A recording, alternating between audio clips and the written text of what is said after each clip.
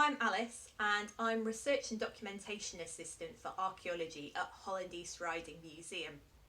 Today we're going to be having a look at some of our Islamic art collection and looking at our helmets, which are known as khud. They date to the 19th century and they're all the way from the Persian Empire. So the Persian Empire, that was founded in the 6th century BC. It was a sovereign state which ruled over multiple different nations, which tended to be, they were in the Middle East and also parts of North Africa as well. So we're eventually going through multiple different changes in dynasties, so different ruling families. We eventually end up in the Qajar dynasty, which dates to the late 1700s through to 1925. And this is the period these helmets are from. So let's take a bit more closer look at the helmets. So you can see that a khud is typically a kind of bowl shaped. It also has a spike at the top, and you can see it has two little things projecting out of the front. These are plume holders, so they would have held feathers. So you can imagine it would have looked quite stunning when it was being worn in battle. They also have a nose guard, which is that projecting thing that comes down at the front. So these would have typically been worn by Persian Empire soldiers in that 19th century period.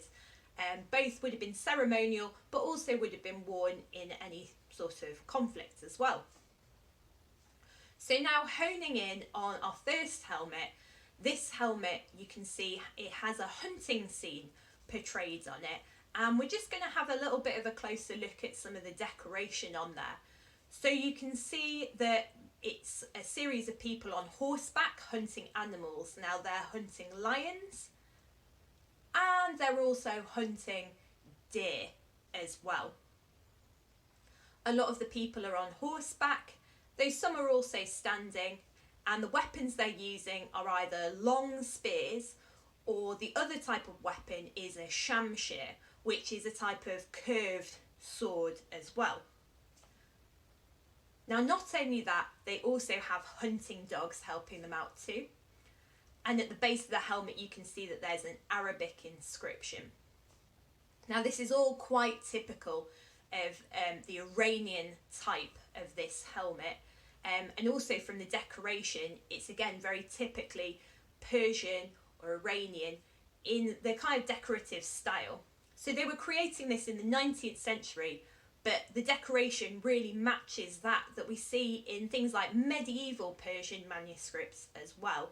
So very stylistic, and people kind of harking back to that medieval tradition. We can see this in the second helmet as well. So in the second helmet, you can see it's got not only the central spike, but it's got these two horns coming out of the side as well. Now that's because this helmet actually represents the head of a demon.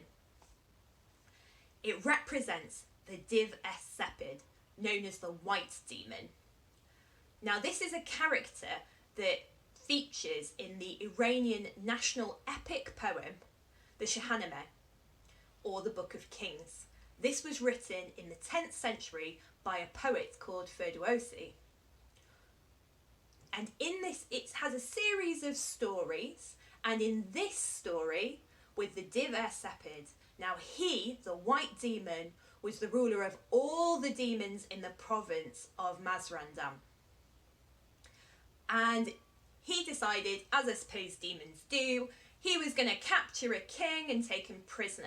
So he captured this king, he took him and his commanders prisoner, and he then blinded them, which is quite horrible. But of course, what's any story without a hero? So there was the hero Rostam. He then came to rescue the king. There was a bloody, horrendous fight with the Div-es-Sepid. But, of course, as a hero does, after the bloody fight, Rostam won. He won the battle and did what any hero would do, chopped off the demon's head. He then gave the blood and the heart of the demon to the king and his commanders, which cured his blindness.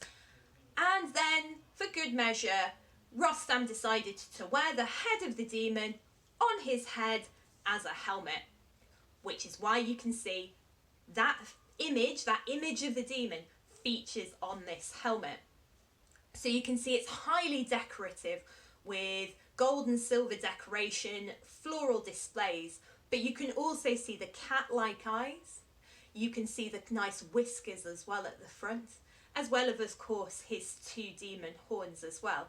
Very typical of representations of this particular demon. So, I hope you've enjoyed this little video for you today and exploring some of our Islamic art collections, and hopefully you'll come and explore some of our collections again soon.